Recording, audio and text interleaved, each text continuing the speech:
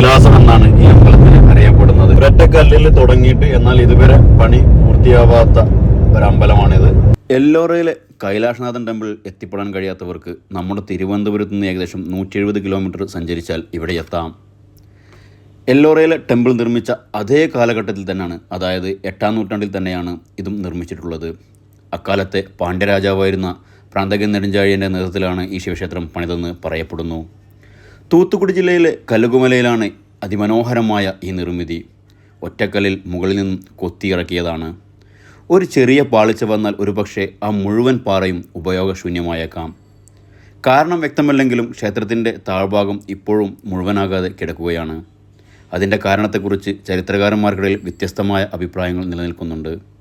പാണ്ഡ്യഭരണകാലത്ത് ഒട്ടനവധി ശിലാക്ഷേത്രങ്ങളും ഗുഹകളും നിർമ്മിച്ചിട്ടുണ്ടെങ്കിലും ആ കാലഘട്ടത്തിലെ ഏകശിലാക്ഷേത്രമാണിത്. ഇപ്പോൾ അതിൻ്റെ പരിപാലനവും സംരക്ഷണവും തമിഴ്നാട് പുരാതന വസ്തു വകുപ്പിൻ്റെ കീഴിലാണ്. അമ്പലത്തിൻ്റെ ഈ കൊത്തുപണികളുണ്ടല്ലോ, വിഗ്രഹങ്ങൾ, അതിൻ്റെ ഏറ്റവും വലിയ പ്രത്യേകത എന്ന് വെച്ച് കഴിഞ്ഞാൽ ഇതിലെ ഈ അമ്പലത്തിന് ചുറ്റുമുള്ള എല്ലാ വിഗ്രഹങ്ങളും ഇരിക്കുന്ന പൊസിഷനിലാണ്. ഒരാൾ പോലും എണീറ്റ് നിൽക്കുന്ന രീതിയിലോ അല്ലെങ്കിൽ കിടക്കുന്ന രീതിയിലായിട്ടുള്ള ഇതില്ല. അതൊരു ഇതിൻ്റെ വേറൊരു പ്രത്യേകത. നമുക്ക് അതിമനോഹരമായ ഈ നിർമ്മിതി നിങ്ങളുടെ യാത്രയുടെ ഭാഗമാക്കേണ്ട ഒന്ന് തന്നെയാണ്. ചരിത്രം പഠിക്കുന്നവർക്കും യാത്ര ഇഷ്ടപ്പെടുന്നവർക്കുമെല്ലാം ഇതൊരു അത്ഭുതമാണ്. അടുത്തൊരു വീഡിയോയിൽ കാണുമെന്ന പ്രതീക്ഷയോടെ തൽക്കാലം വിട.